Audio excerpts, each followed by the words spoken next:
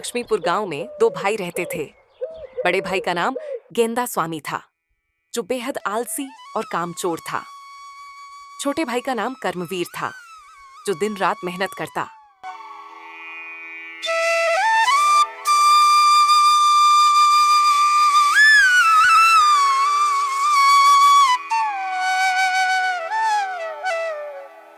गेंदा स्वामी को काम करने में कोई दिलचस्पी नहीं थी, जबकि कर्मवीर हर काम को पूरी लगन से करता था। कर्मवीर दिन रात मेहनत करता है, फिर भी निराशा उसका पीछा नहीं छोड़ देती।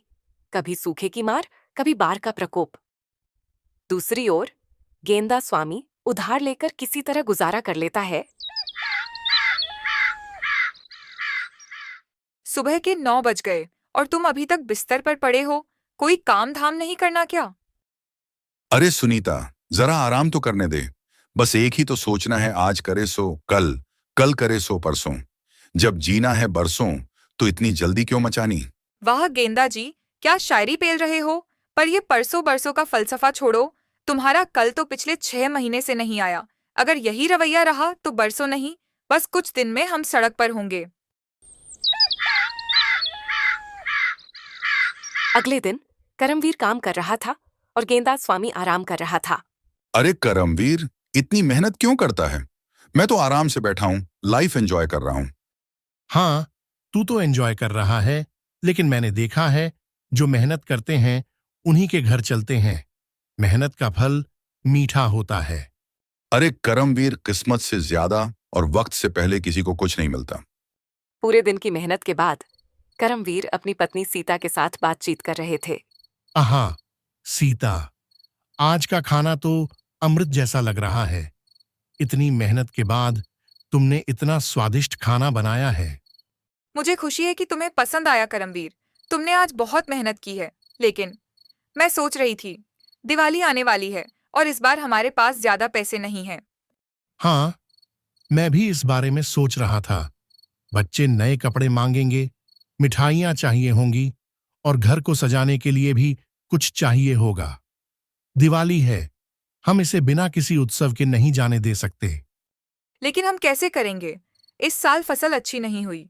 हमारे पास मुश्किल से गुजारा करने के लिए ही है, उत्सव के लिए तो बिल्कुल नहीं। चिंता मत करो सीता, हम मिलकर कुछ न कुछ जरूर करेंगे। शायद मैं गांव में कुछ अतिरिक्त काम कर लूं, या हम साहूकार से थोड़ा उधार ले सकते हैं। उधार? नहीं करमवीर, इससे बाद में और परेशानी होगी। हमें महीनों तक उसे चुकाना पड़ेगा। मुझे लगता है कि हमें खर्च कम करना चाहिए। इस बार सादगी से ही उत्सव मनाएं। हम शायद तुम सही कह रही हो। हम बच्चों को समझा सकते हैं कि इस साल हम छोटा लेकिन खुशियों भरा उत्सव मनाएंगे। वे समझ जाएंगे। सही कहा। और हम भगवान से प्रार्थना करेंगे कि अगले साल हमारी फसल अच्छी हो, ताकि हमारा घर खुशियों और समृद्धि से भरा रहे। बिल्कुल, तुम्हारे साथ सीता हम किसी भी मुश्किल का सामना कर सकते हैं। चलो, हम जो है उसी से सर्वश्रेष्ठ बनाएंगे।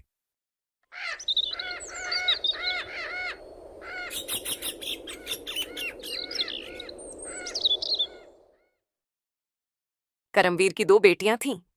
एक का नाम चिंकू था और दूसरी का पिंकू। चिंकू शांत स्वभाव की थी और पिंकी शरारती और चुलबुली। कुछ दिन ऐसे ही बीत जाते हैं।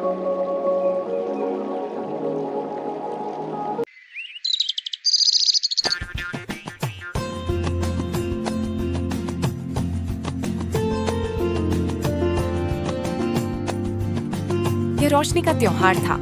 चारों तरफ जगमगाहट ही जगमगाहट थी। हर घर में स्वादिष्ट पकवान बन रहे थे।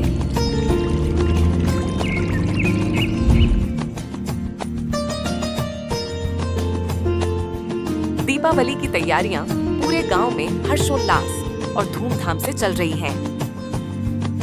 कर्मवीर अपने खेत के अलावा जमींदार के खेत में भी काम करता है, ताकि बच्चों के लिए मिठाइयां और नए कपड़े ले सके।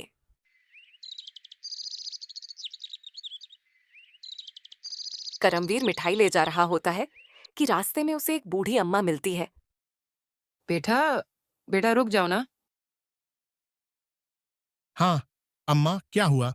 दिवाली है बेटा, सब अपने घरों में मिठाई खा रहे हैं, दिए जला रहे हैं। मेरे पास तो एक टुकड़ा रोटी भी नहीं है। वह काफी दिनों से भूखी थी, तो करमवीर सारी मिठाइयां उन्हें दे देता है। ये लो बेटा, कुछ बीज, ये मेरे किसी काम के नहीं।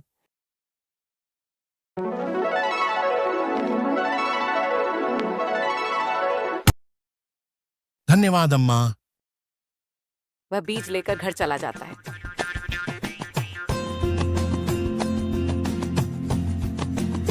माँ, पापा कब आएंगे? मैं तो अपनी चमकती ड्रेस पहनना चाहती हूँ और मैं अपने फुलझड़ी वाले पटाखे जलाना चाहती हूँ। पापा जल्दी आएंगे ना? हाँ मेरे प्यारे चिंकू पिंकू, पापा बस थोड़ी देर में आ जाएंगे। वो तुम्हारे लिए मिठाई और पटाखे ला रहे हैं। दिवाली का मतलब है अपनों के साथ खुशियां बांटना। चलो रंगोली बनाकर उनका स्वागत करें। माँ देखो, हमने दिया वाली रंगोली बनाई, पापा को अच्छी लगेगी ना? बिल्कुल मेरे बच्चों, तुम्हारी रंगोली से पापा का दिल रोशनी से भर जाएगा। दिवाली में हर छोटा प्रयास बड़ा प्यार दिखाता है। बच्चे इंतजार करते करते थककर सो जाते हैं। देखो जी, चिंकू और पिंकू इंतजार करते करते थक कर सो गए। कितने उत्साहित थे दोनों, कह रहे थे पापा के साथ पटाखे जलाएंगे। हाँ, मैं मिठाई तो लाया था, उनके पसंदीदा लड्डू, पर रास्ते में एक बुजुर्ग अम्मा मिली। बहुत गरीब थीं। उनके पास दिवाली के लिए कुछ नहीं था, तो मैंने मिठाई उन्हें दे दी। तुमने बहुत अच्छा किया।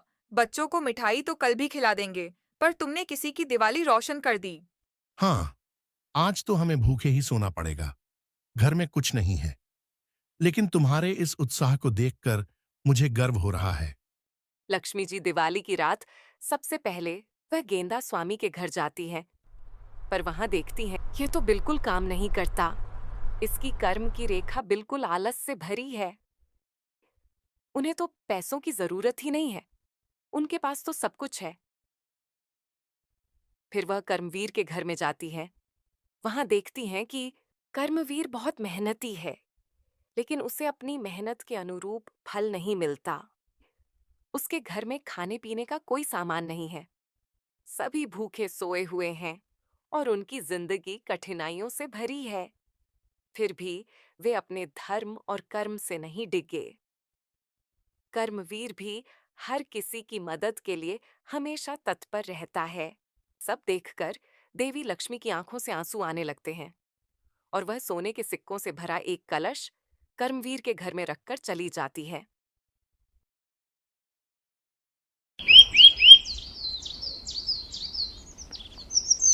जैसे ही चिंकू और पिंकू सुबह उठते हैं, वे देखते हैं कि उनके घर में सोने के सिक्कों से भरा कलश पड़ा हुआ है। यह देखकर वे बहुत हैरान हो जाते हैं कि आखिर यह कलश उनके घर में कैसे आया। इतने में सीता चिंकू और पिंकू से कहती है, यह देवी लक्ष्मी का ही आशीर्वाद है। आखिरकार उन्होंने हमारी सुन ही ली और हमारी गरीबी दूर कर ही दी। इसके बाद चिंकू पिंकू अपने माता पिता के साथ हंसी खुशी जीवन व्यतीत करते हैं। इस कहानी से हमें यह सीख मिलती है कि अगर मन में श्रद्धा हो और ईश्वर में विश्वास हो, तो ईश्वर हमारी किसी न किसी तरह मदद कर ही देते हैं।